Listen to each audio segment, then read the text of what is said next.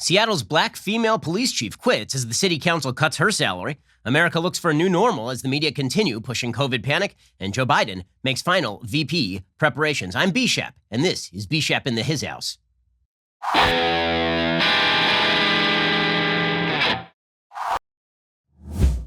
Today's Ben Shapiro Show, Bishop in the Hizzy, is sponsored by ExpressVPN. Your online activity shouldn't be public. Protect yourself at expressvpn.com/Ben. Alrighty, so there's actual news happening as the world turns and things actually happen and people discover that occasionally I read rap lyrics on this show.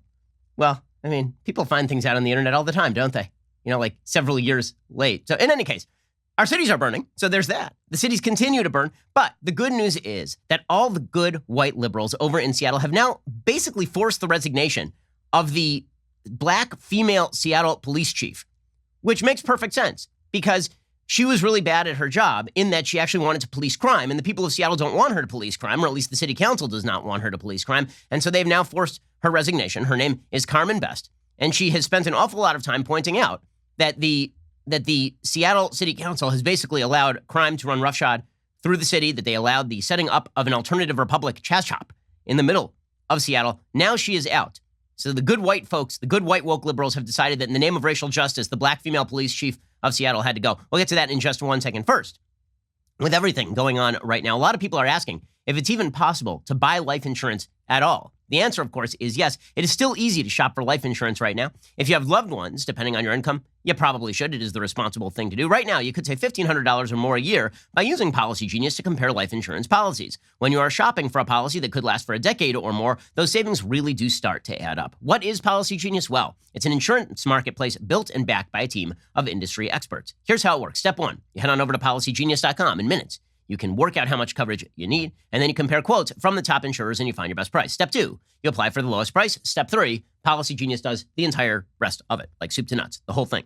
They even have policies that allow eligible customers to skip the in-person medical exam and do it over the phone. That kind of service has earned Policy Genius a 5-star rating across over 1,600 reviews on Trustpilot and Google. So if you need life insurance, and you don't want to get the kind that your friend just told you about, you actually want to go competitively shop and get the best kind, go to policygenius.com right now to get started. You could save $1,500 or more a year by comparing quotes on their marketplace. Policy Genius. When it comes to insurance, it is nice to get it right. Go check them out right now, policygenius.com. So, as I mentioned, the Seattle police chief, Carmen Best, has now stepped down. According to the Q13Fox.com, that's Seattle Fox, Seattle police chief Carmen Best is going to resign. 2 sources familiar with her decision confirmed to Brandy Cruz of Q13. The decision comes after the Seattle City Council voted to slash the department's budget and voted to slash her particular salary by like $100,000.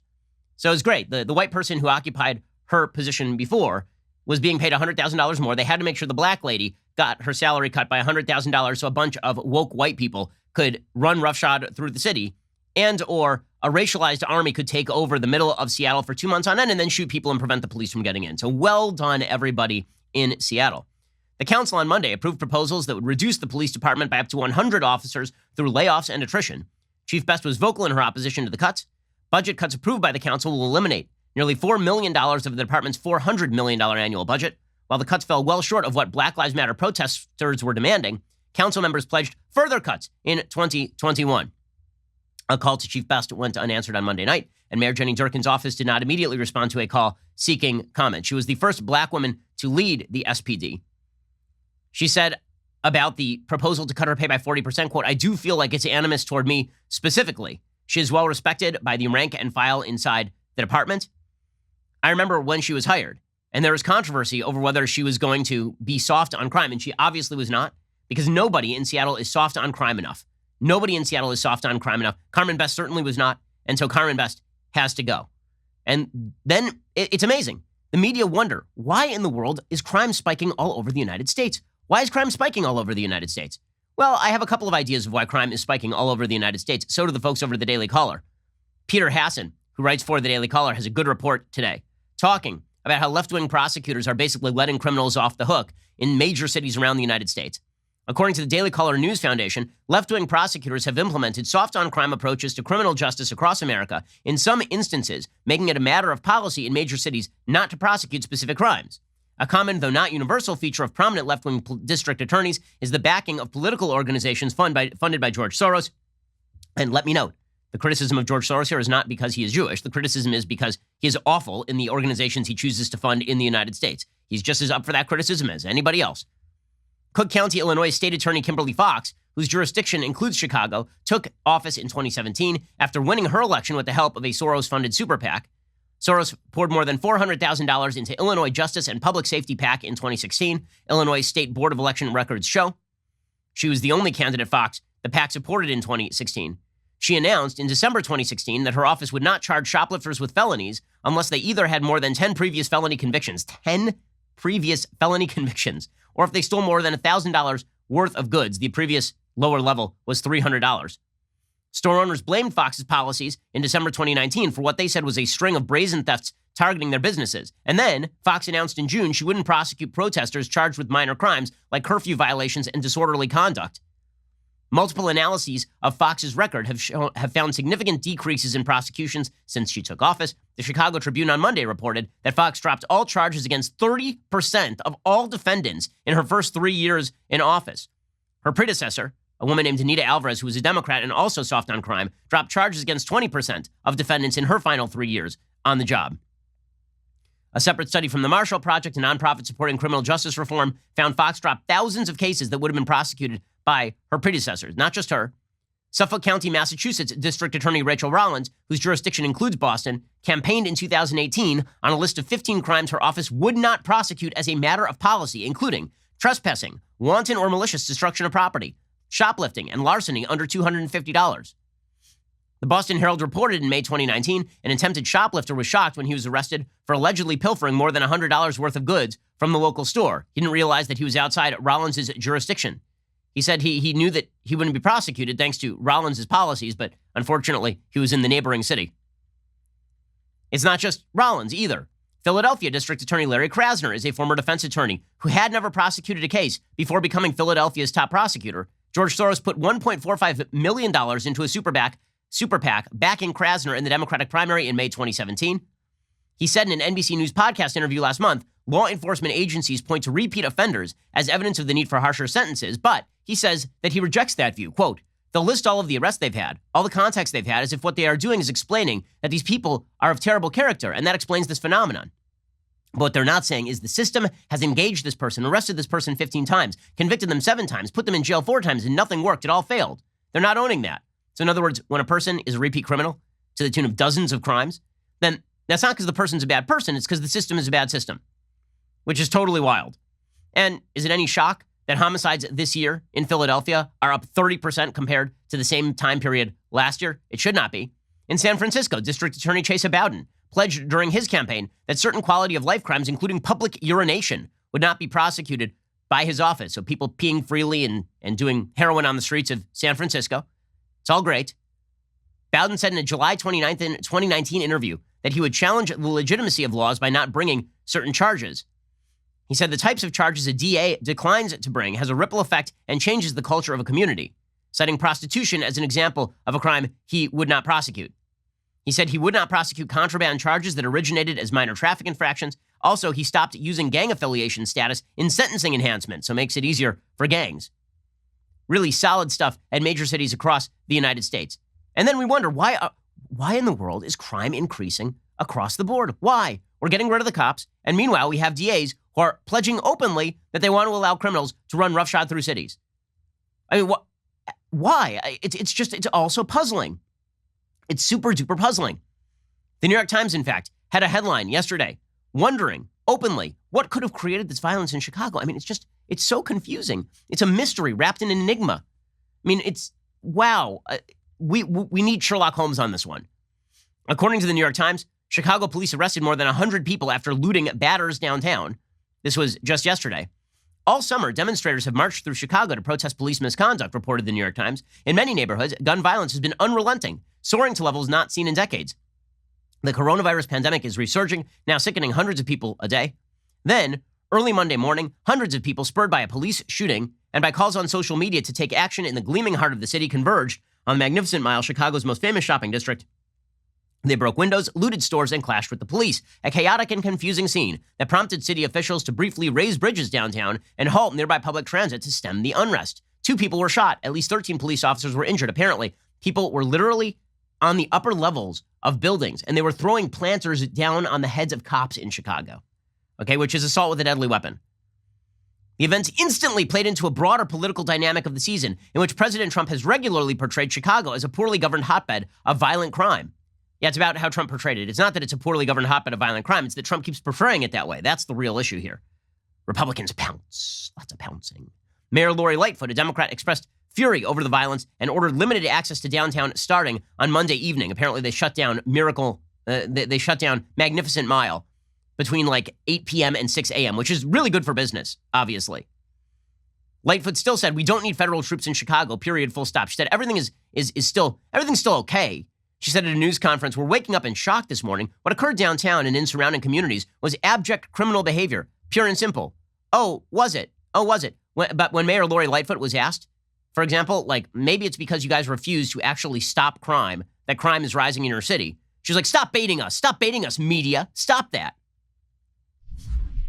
It almost sounds as though you're saying this is the reason we have it is because the courts and the prosecutors were not doing their job, that they were going too easy on the looters from the last time around. Don't take it from me. Greg, let's be clear. I mean, don't bait us, okay? Do not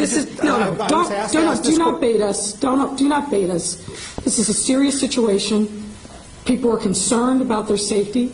I love that. The police superintendent was about to step in and be like, "Yes, that's exactly what we're saying. We're saying that you guys keep letting criminals out of jail and that we are being hamstrung from doing our job." And then Lori Lightfoot is like, "Stop baiting us. Stop it. You're going to need to stop baiting us right now." That's not baiting. That's an honest question. By the way, aren't those attacks on a free press? Every time Trump gets a little bit mad at the media, every time he gets a little uppity with the media, Trump, then everybody's like, "Wow, that's an attack on a free press." Lori Lightfoot there, she's like, "Stop baiting us," when somebody asks her a perfectly legit question about her own garbage policies. And everybody's like, "Well, that's Lori Lightfoot, slay queen, slay." We'll get to more of this in a second. But by the way, the Chicago police superintendent, for his part, he was asked about this. He said, "This is pure criminality. This has nothing to do with social justice." So we'll get to that here he was yesterday. 400 officers were dispatched to our downtown. As the officers arrived to our downtown, the first incident happened at a store near the 87th and the Dan Ryan Expressway. Soon, car caravans were headed into the loop. This was not an organized protest. Rather, this was an incident of pure criminality. This was an act of violence against our police officers and against our city. But don't worry, if we ask why that happened, that's the problem. As we'll see from the New York Times, people are puzzled. How could any of this have happened in America's major cities? I mean, it's like when you remove the cops and you tell the criminals they can have free reign over the city, bad things happen, but it's a mystery. No one understands, guys. And if you say you understand, it's because you're baiting people. We'll get to that in just 1 second. First, it is time to point out that you need a nice watch. Okay, when we finally emerge from all of this, there is going to be a moment where people go out and they're having fun, and they're going to parties, and you want to have a nice watch. I am a timepiece guy. I love nice watches, but I understand that not everybody can afford like a $5,000 Rolex. Right? Some people just want a nice watch at a really good price. This is why I really enjoy my Vincero. Check out this Vincero watch right here. It's actually so thick that I have to unleash the sleeve right here. If I can get it out from underneath the sleeve. Here we go. Look at this Vincero watch. This is really pretty. Right? This is a very, very pretty watch. This is a chronograph from Vincero. It's really, really nice. Check this out. Here it is. Yeah, really nice. Why do I love Vincero? I'll tell you why I love Vincero. First, the price point is fantastic. Right? Pretty much anybody can afford what looks like a luxury watch for a non-luxury price. It is fantastic. These are watches that are stunning and well under $200. And they really do stand out. I mean, when I wear a Vincero watch, people ask me what kind of watch it is because it is such a good-looking watch. Right now, Vincero is running a site-wide sale to celebrate their 6th anniversary. This will be the biggest sale in Vincero history, up to 30% off site-wide. No code required. Your discount will be automatically applied at checkout when you visit vincerowatches.com/Shapiro. That's VINCERO watches.com/Shapiro. vincerowatches.com/Shapiro. Everything on site is on sale. No exclusions. This includes all 4 of their new collections. All of them are available. They're shipping all orders directly from their local U.S. distributors. They're delivering all orders on time, no delays. They want you to get your product to you as quickly as possible.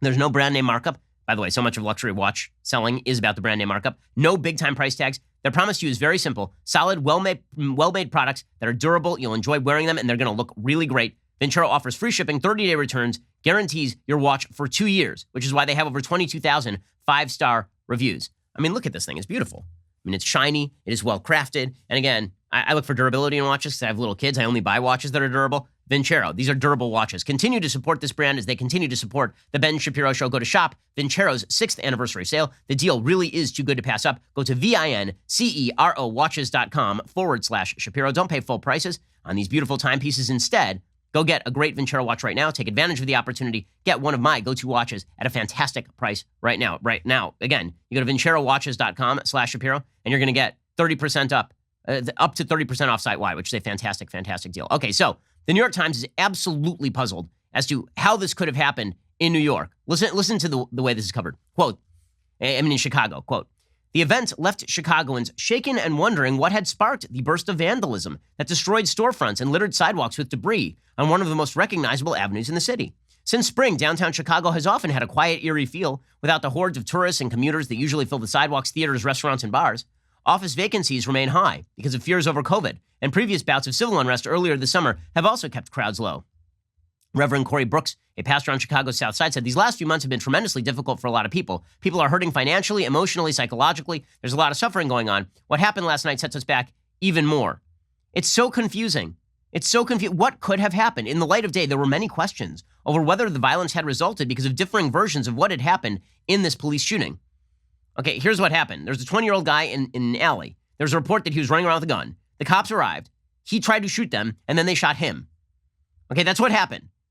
Quickly, rumors started going around that they had shot a 15-year-old who was unarmed. And then people were like, you know what? Great opportunity to go smash and grab some stuff over in the middle of Chicago Loop. But it's so mysterious. It's so mysterious. How could this have all happened? I mean, aside from a media that will immediately jump on any story of a black person being shot by the police and not wait for any of the details to come out, and a political class that will repeat lies about situations like that. I mean, Joe Biden yesterday was literally retweeting lies about Michael Brown's death in St. Louis. Okay, Michael Brown, it's been found by multiple different investigations, including the Obama DOJ, attacked a police officer and then tried to attack a police officer again before he was shot. Okay, and still, a Democratic factotum has become this idea that Michael Brown was an innocent who was shot in cold blood with his hands up. Okay, it is, which is not true. So the combination of a media that is deeply irresponsible on racial issues and deeply irresponsible on the shootings that police sometimes are forced to do, and a Democratic Party infrastructure that repeats open lies about what happens under many circumstances. That combination combined with, again, a deeply irresponsible media that pretends that rioting and looting are a legitimate form of protest, and a Democratic Party that is willing to allow criminality to go unchecked, I can't imagine how that heady brew resulted in a rise in crime that is devastating cities across the country. Detroit's police chief, by the way, is saying the same thing. So crime is up in Detroit, which, again, crime being up in Detroit is like saying that the sun rises in the morning. I mean, crime is always up in Detroit, so the fact that it's up even more in Detroit is disquieting. So Detroit's police chief, a guy named James Craig, he said, you know what's been happening here are these false narratives perpetuated by criminals and then repeated by the media, which, of course, is right. One of the things that we saw here in Detroit, almost eerily similar to what happened last night in Chicago, a false narrative was perpetrated by these criminals very quickly and indicated that an unarmed teen was shot and then called for people to come downtown and loot. The one similarity is that the criminals tried to do the same thing here in Detroit about 3 weeks ago when our officers were fired upon and we ended up using deadly force. They put out a false narrative that we shot an unarmed African-American man seated on his porch. Totally false. Okay, and what have the media done to debunk these things? Nothing. All they do is they just light a fire under all of this. And then if you say, you know what, we need more cops, we need to stop the crime, then you're the bad guy. Now, here's the thing. It's not just conservative people saying this. As it turns out, there are lots of people who live in these cities who would like to see more cops. In fact, according to a recent Gallup poll, 81% of black Americans say they want to see at least the same level of policing or more policing in their communities. That is not the narrative you'll hear from the media. That's not the narrative you're going to hear from Democrats. That's why you get all these white woke idiots in Seattle basically forcing the black female police chief out of her job in Seattle. Worth noting that in a huge number of America's major cities, if not a majority, a very large minority of the police force is itself minority. In Los Angeles, where the police are constantly criticized, a majority of the police force is minority. In Washington, D.C., a majority of the police force is minority. In New York City, about 50% of the police force is minority. In Chicago, about 50% of the police force is minority. Like, what are you talking about here? Like, the cops are systemically racist, and we remove the cops, and the criminals should be allowed free reign, and then the crime rates go up, and everybody's like, mystery. How could it have happened? The only people who don't like this stuff are the people who actually have to live in these cities. At a certain point, they're going to have to stop voting for damned morons if they want to have their city back. Because otherwise, as I'm more and more frequently quoting H.L. Mencken here, the American people get what they deserve good and hard. If you keep voting for the same politicians who do this kind of crap, then you shouldn't be surprised when they are breaking into the nicest areas of your city and smashing and grabbing things and shooting people in the worst parts of the city. We'll get to more of this in just 1 second. First, let us talk about how hiring can be kind of complicated these days. If you're looking for a job, it's a pretty rough job market. That means that you need to be notified of a job that you are eligible for, like ASAP. And if you're an employer, you need to know about the best possible employees. This is why you need ZipRecruiter. ZipRecruiter will send your job to over 100 of the web's leading job sites, but they don't stop there. With their powerful matching technology, ZipRecruiter will scan thousands of resumes to find people with the right experience and then actively invite them to apply to your job. ZipRecruiter makes the entire hiring process efficient and effective with features like screening questions to filter candidates and all-in-one dashboards where you can review and rate your candidates. In fact, ZipRecruiter is so effective that 4 out of 5 employers who post on ZipRecruiter get a quality candidate within the very first day. All of my employees feel the threat. All of my employees know that if they don't do their job, then one day they could find themselves out, and we could be looking on ZipRecruiter for their replacement. I mean, if we had an employee named Nick who just every morning just brought in memes of me rapping, he could find himself very quickly ZipRecruitered. Right now, to try ZipRecruiter for free, my listeners can go to ZipRecruiter.com/dailywire. That is ZipRecruiter.com/DAILYWIRE. ZipRecruiter.com/dailywire. ZipRecruiter is indeed the smartest way to hire. Go check them out right now. ZipRecruiter.com/dailywire. Okay, so it turns out that it is not merely conservatives who are upset about, the rising crime in the cities. It turns out that there are a lot of black lawmakers who are not particularly fond of the idea that the cops are the problem. According to the New York Times, with New York City on the cusp of cutting $1 billion from the police department, a city councilwoman, Vanessa Gibson, told her colleagues enough was enough. She acknowledged some council members, spurred by the movement to defund police, were seeking to slash even more from the department's budget. But she pointed out her constituents did not agree. They want to see cops in the community, said Miss Gibson. By the way, why did it take the New York Times months to report on this? Months? Why was it that for months it was the cops were the bad guys? And then, maybe we ought to ask some, actual black people living in heavily crime-ridden areas, like what they think about the cops. Maybe we ought to survey that as opposed to surveying the heavily white population of the New York Times editorial board. Maybe we should stop asking Paul Krugman about policing in the inner cities, and maybe we should start asking, the impoverished person living in a crime-ridden area who just wants a job and to raise their children in safety. Well done, mainstream media. Well done. Miss Gibson said they want to see cops in the community. They don't want to see excessive force, but they want to be safe as they go to the store. Ms. Gibson is not a conservative politician speaking on behalf of an affluent district. She's a liberal black Democrat who represents the West Bronx. Her stance reflects a growing ideological rift over policing in one of the country's liberal bastions. It is a clash across racial, ideological, and generational lines that is dividing black and Latino council members in New York City. The discord illustrates how complicated the nation's struggle with its legacy of racial oppression and discriminatory policing has become. No.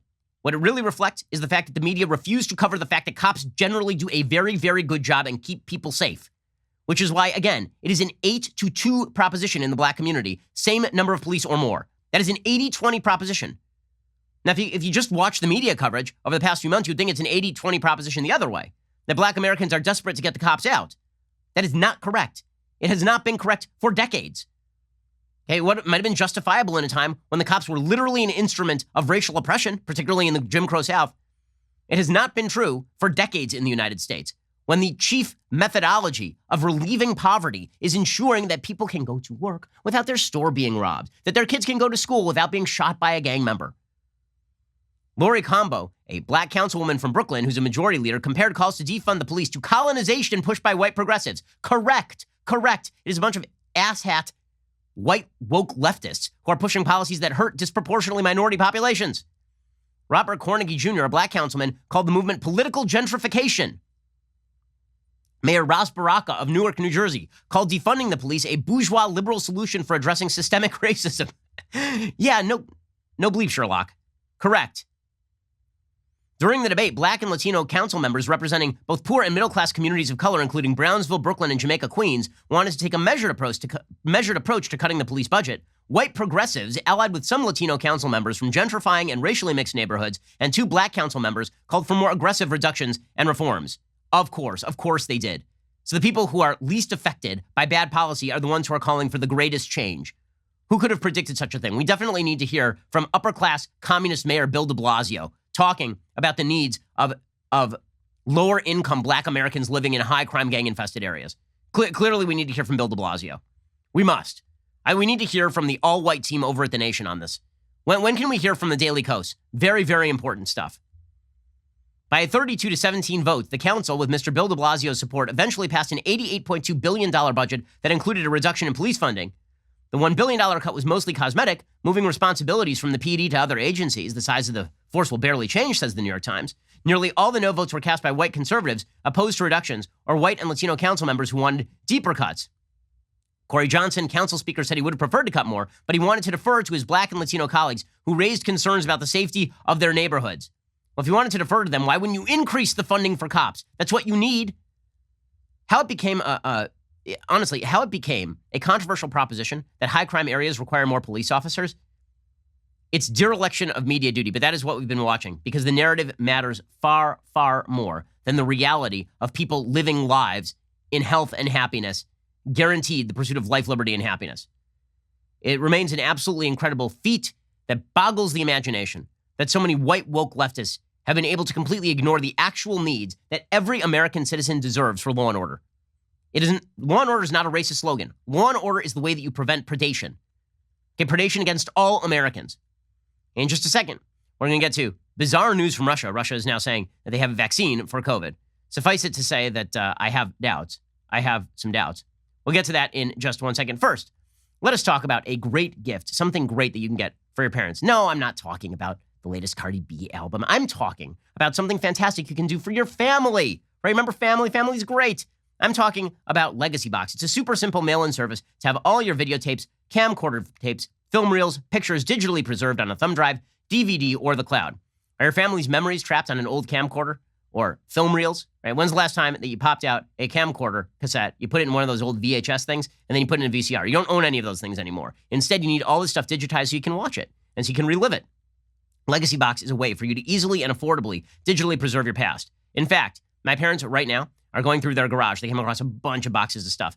I immediately went to Legacy Box. I got them a bevy of boxes so they can have all of that stuff preserved for themselves and for future generations. Get started future-proofing your memories today so you can gather the family and begin the trip down memory lane. Go to legacybox.com/Shapiro. Get an incredible 40% off your first order. You can buy today, and then doesn't matter if it takes you a few weeks to collect all this stuff. You send it in when you're ready. Go to legacybox.com/Shapiro. Save 40% while supplies last. Again, really meaningful gift, something deeply important. Legacybox.com/Shapiro. Get an incredible 40% off your first order while supplies last. Go check them out right now. Okay, meanwhile, in COVID land, Russia now says that they have approved a coronavirus vaccine for use in tens of thousands of its citizens, despite international skepticism about injections that have not completed clinical trials and were studied in only dozens of people for less than 2 months, according to the AP.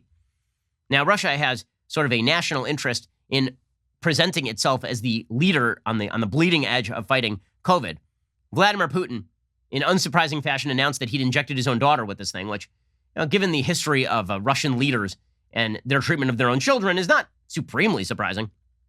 Putin said while announcing the approval, one of his 2 adult daughters was already inoculated. He said the vaccine underwent the necessary tests and was shown to provide lasting immunity to COVID. Russian authorities have, to this point, offered zero proof to back up their claims of safety or effectiveness.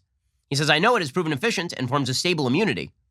Scientists in Russia and other countries sounded an alarm. They said, you haven't even had like a phase 3 trial yet. Right? There's phase 1 is like you develop the vaccine. Phase 3 is where you have widespread human trials. They haven't even done that, like at all. Fast-tracked approval will not make Russia the leader in the vaccine race. It will just expose consumers of the vaccine to unnecessary danger, said Russia's Association of Clinical Trials organization. They urged the government to postpone clearing the vaccine without completing advanced trials. The vaccine developed by the Gamaleya Institute in Moscow uses a different virus, the common cold-causing adenovirus that's been modified to carry genes for the spike protein that coats the coronavirus as a way to prime the body to recognize if a real COVID-19 infection comes along that is similar to the vaccines being developed by Oxford University and AstraZeneca.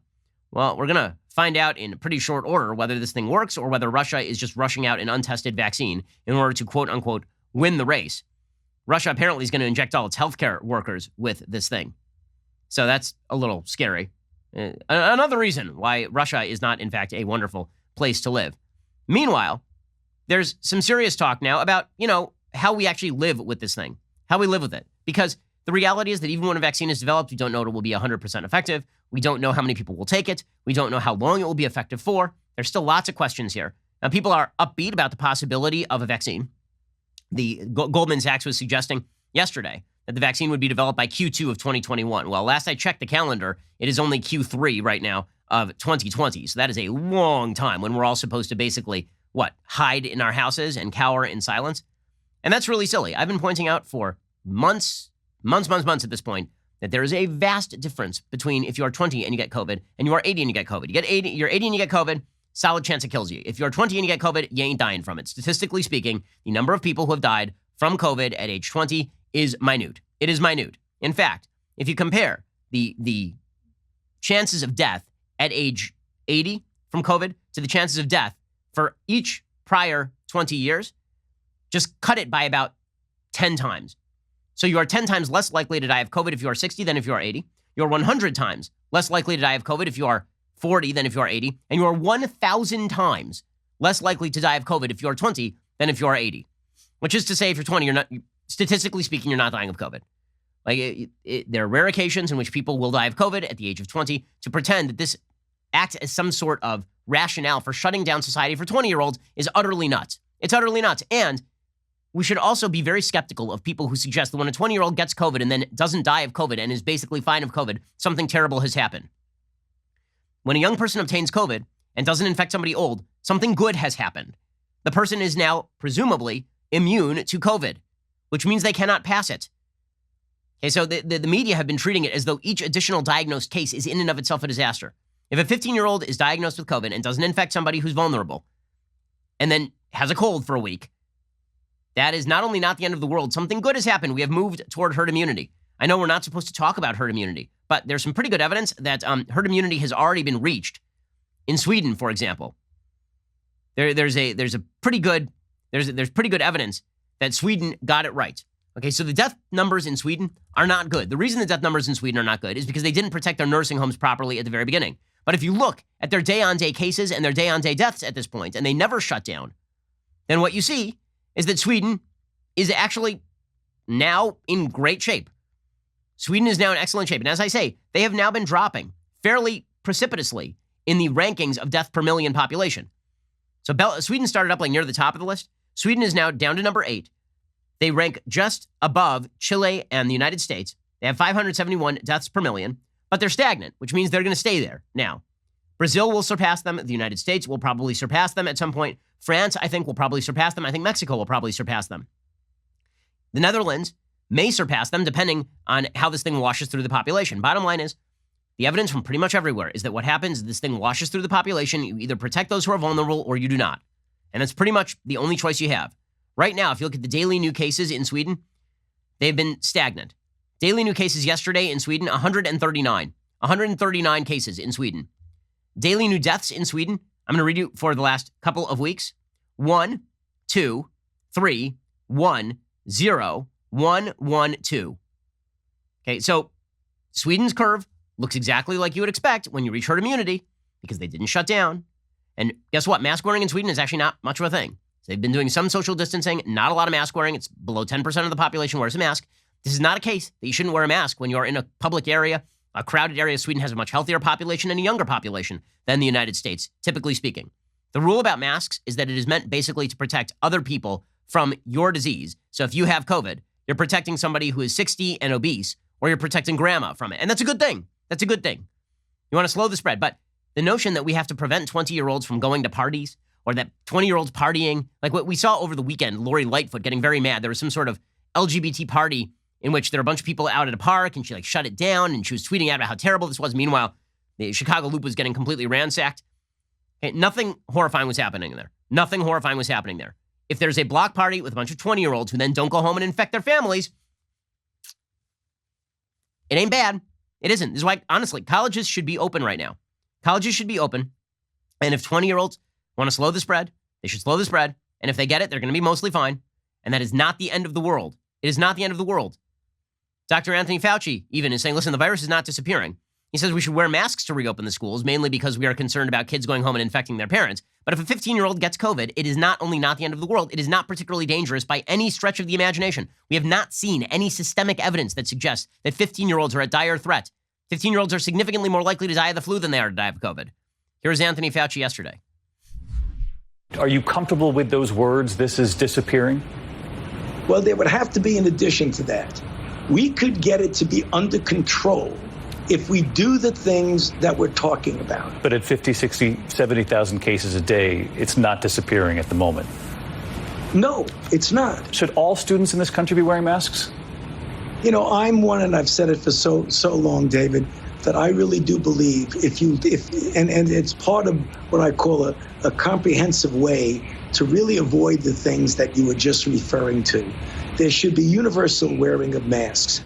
Okay, so he says there should be universal mask wearing. Okay, well, here's Vineet Menchari, coronavirus researcher at the University of Texas Medical Branch, told NPR's Weekend Edition that it is unlikely that vaccine is going to be the end of this thing.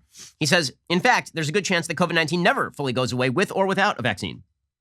What does he say?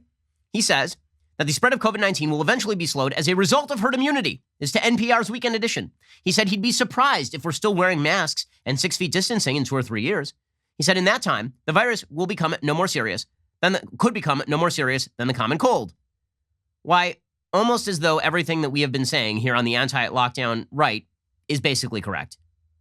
Meanwhile, the media continue to cover for Andrew Cuomo, by the way. We'll get to that in a second. We'll get to that in just a moment. Okay, there are new reports out that Andrew Cuomo basically hit thousands of COVID deaths in nursing homes, which is, we got to get Chris on this right away. When he's not reporting on giant nasal swabs for his bro, then we got to get Chris on this right away. By the way, what this doctor says, he says, the expectation I have is the virus will actually become the next common cold. But we don't know what these common cold coronaviruses is if they went through a similar transition period. He says it's been historically reported there's an outbreak associated for the transition from something like OC43, that is the common cold coronavirus. He said there was an outbreak associated with the transition of that virus from cows to humans. It was very severe. And then after a few years, the virus became the common cold. He said in 3 to 5 years, it may be you're still getting COVID-19 in certain populations of people or every few years. The expectation is hopefully it'll become the common cold. Okay, and that'll happen through probably something resembling natural herd immunity. So in a second, we're going to get to the Big Ten. So the Big Ten is now talking about shutting down the college football season. 20-year-olds getting COVID, the healthiest 20-year-olds in America, right? They're playing football. Getting COVID-19 is not a threat to them, and it is not a threat to the country. We're going to get to more of this in just 1 second. First, let us talk about the fact it is deeply important for you to protect your online data. There are people who want to blackmail you with your online data. There are people who want to hack into your online data and then just steal your credit card number. This is why you need PCmatic. PCmatic is a next-generation antivirus designed to stop modern threats like ransomware. Independent testing firm AV-Test just named PCmatic as a top performer in the cybersecurity industry, giving it the Best Performance Award for 2019. Only PCmatic has American research, development, and support. PCmatic's competition is foreign-made, often in countries where malware originates. PCmatic blocks annoying, malicious ads for hassle-free web browsing and makes your computers faster and more reliable even after years of use. PCmatic protects Windows computers, including XP, Vista, Windows 7, 8, and 10, Windows servers, Macs, MacBooks, and Android phones and tablets, among others. PCmatic is just $50 for 5 devices for 1 year, which is a fantastic deal. Full 30-day money-back guarantee. If you act right now, PCmatic has offered my listeners a free month of security protection with the purchase of an annual license. To access this offer, head on over to PCmatic.com/Ben. Again, to get world-class security that keeps your computers running great, go to PCmatic.com/Ben. That's PCmatic.com/Ben. $50 for 5 devices for 1 year, 30-day money-back guarantee. You got nothing to lose, and you're going to protect yourself from the bad guys online. Go check them out right now. PCmatic.com/Ben. Okay, in just a second, we're going to get to controversy over whether college football should reopen. The short answer is obviously yes, but that's not going to stop everybody from precipitous panic. Precipitous panic. First, I need to tell you about our most exclusive membership tier over at the Daily Wire, All Access. All Access members get to join All Access Live, our exclusive live stream Q&A hosted every night by each of the hosts, including me. This Thursday, August 13th, for example, I'll be hosting an All Access Live to discuss my new book, How to Destroy America in 3 Easy Steps.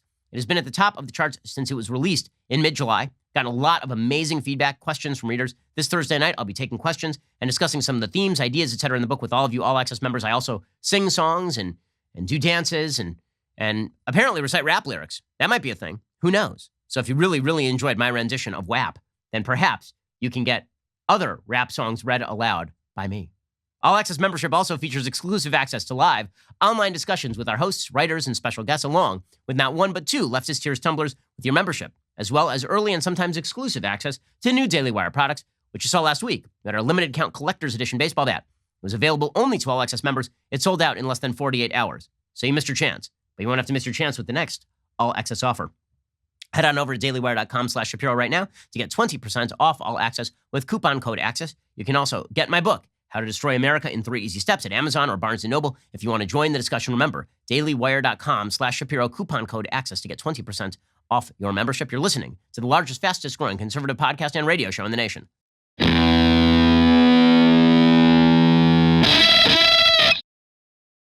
So alarmism leads to incredibly stupid policy. The Big Ten is now talking about completely canceling their football season. According to the Detroit Free Press, the Big Ten is expected to cancel its fall college football season in a historic move that stems from concerns related to the COVID pandemic. It's done, one high-ranking source in the Big Ten said Monday afternoon. Sources said the presidents were in favor Sunday of not playing sports in the conference this fall. Michigan and Michigan State, which both have physicians as presidents, were among the schools in favor of not playing, according to sources. Multiple sources said early Monday morning, presidents voted 12-2 to not play this fall. Though the Big Ten said Monday afternoon no official vote had taken place. Dan Patrick, who first reported the 12-2 vote, said on his radio show Iowa and Nebraska were the two schools in favor of playing. Jim Harbaugh, by the way, said that college football should be played. He says, these are all young, healthy people. Coaches and players in the conference, including Jim Harbaugh, Ohio State's Ryan Day, Nebraska's Scott Frost, OSU quarterback Justin Fields, have lobbied for the season to commence. Day said, it's swinging as hard as we possibly can right now for these players. This isn't over. Harbaugh put out hashtags, hashtag we want to play and hashtag we want to coach. On Monday afternoon, ESPN college football analyst Kirk Herbstreit tweeted, to be clear regarding Big Ten football and their impending announcement, they're looking to delay the start of the season, not to cancel. The Chicago Tribune reported around noon a top-level Big Ten source texted no decisions had been made, but it is pretty obvious that this is the direction in which they are moving. This is, frankly, incredibly dumb. Okay, the fact is that a bunch of 20-year-olds playing football, presumably within some sort of bubble, and if some of them get COVID, they're on a campus, okay? They're not in contact with their parents. They're not going home and being with grandma. Trevor Lawrence, the Heisman-winning quarterback, he put out a tweet that said, hashtag we want to play. It says, we all want to play football this season, establish universal mandated health and safety procedures and protocols to protect college athletes against COVID-19 among all conferences throughout the NCAA, give players the opportunity to opt out, respect their decision, guarantee eligibility whether a player chooses to play the season or not, use our voices to establish open communication and trust between players and officials, ultimately create a college football players association representative of the players of all Power 5 conferences. Okay, all of that is good. And President Trump seconded the motion. He tweeted this out. He also tweeted out, play college football. And Dr. Scott Atlas of Stanford, who is an expert, he's more of an expert than members of the media, he said yesterday, college football players are not at a risk. They're at virtually zero risk. This, of course, is exactly right. We're talking about people who are physical specimens, who are really super young people. Young people that age without a comorbidity have virtually zero risk from this. We have to, again, become rational here. The risk for people that age is less than seasonal influenza. I mean, you have to really look at the data. And you can't say it's all about the science and then act contrary to science. Yeah, so this is a perfect situation here. But we are going to ignore the science because we all have to pretend that if a 20-year-old gets COVID-19, it is the worst thing that has ever happened to that person, even though, again, the chances of you dying from COVID-19 at age 20 are worse than the chances that you're going to die of flu at age 20. Meanwhile, we are still being told by the media that Andrew Cuomo was a great governor. The gaslighting from the media on COVID is absolutely insane. Insane. Like totally crazy. We now know, according to the AP, New York's true nursing home death toll cloaked in secrecy.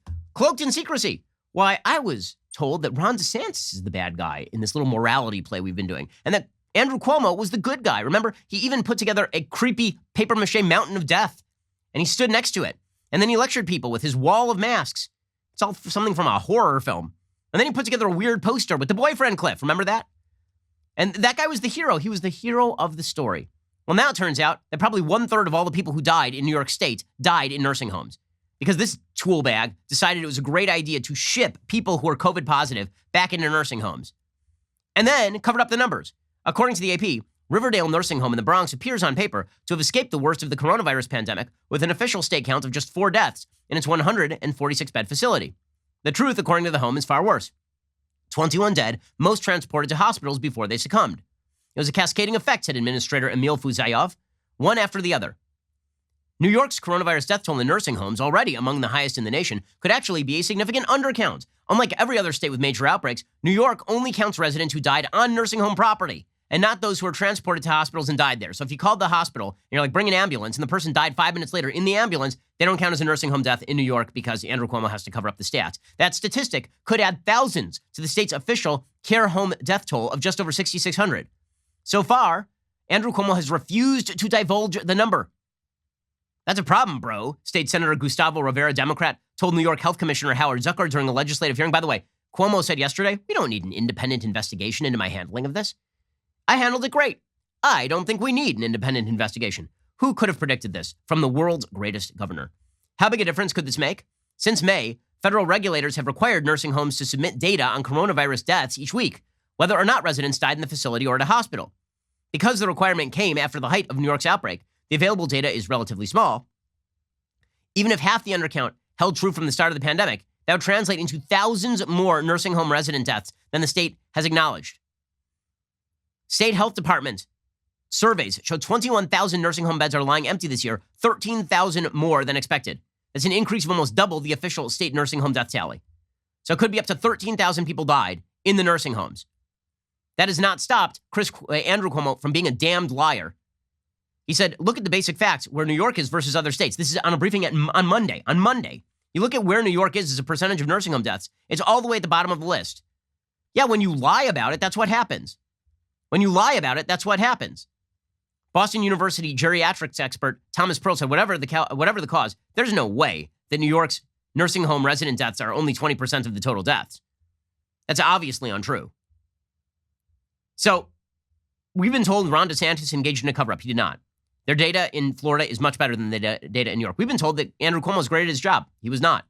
And then, just to make sure that nobody could actually, speak openly about this, Janice Dean, on Fox News, who does some of the weather over there. She had a mom who died in a nursing home facility in New York. And she was going off on Andrew Cuomo's handling of the coronavirus pandemic. She was invited to testify before the New York State Legislature about the COVID handling in New York, and then she was uninvited because they were afraid of what she might say about the garbage governor of New York, Andrew Cuomo. Here was Janice Dean. Assemblyman Kevin Byrne was the one that was, emailing me back and forth and saying that he was talking to the chair and that the chair said, absolutely, she'll get her day on August the 10th today. And then I was supposed to hear something over the weekend. I never did. And I was told that I was taken off the list. I can only guess at this point. I think it went higher than the chair. I think that it was Andrew Cuomo or his administration that decided that they didn't want my voice to be heard. And she's exactly right about that. I mean, obviously, the media are fully invested in the cover-up of Andrew Cuomo's garbage governance, and Andrew Cuomo is fully invested in that cover-up as well. I mean, imagine if Ron DeSantis were full-on hiding thousands of deaths in nursing homes so he could pretend they protected the nursing homes. Like, full-on hiding it, and everybody knows it. And then the media were like, like the AP reported it weeks late. We've been talking, by the way, I mentioned this on the show like a full month ago, probably 6 weeks ago on the show. I mentioned the fact that New York was not counting as nursing home death, people who died outside the nursing home but got COVID inside a nursing home. Okay, meanwhile, speaking of the media doing heavy lifting on behalf of the Democrats, so Democrats continue to prevent any sort of deal from being cut to provide some form of relief to the American people in the middle of a COVID pandemic where governments across the country have basically been shutting down people from working. By the way, worth noting that when we talk about the differential in how states have treated this thing, there has been a pretty widespread differential on unemployment rate by state in the United States. And it's pretty obvious that it has to do with the treatment of COVID. In Tennessee, which really didn't shut down fully, Tennessee, their unemployment rate is like 4.6% right now. That was the last I saw yesterday. What you are seeing is unemployment rates by states.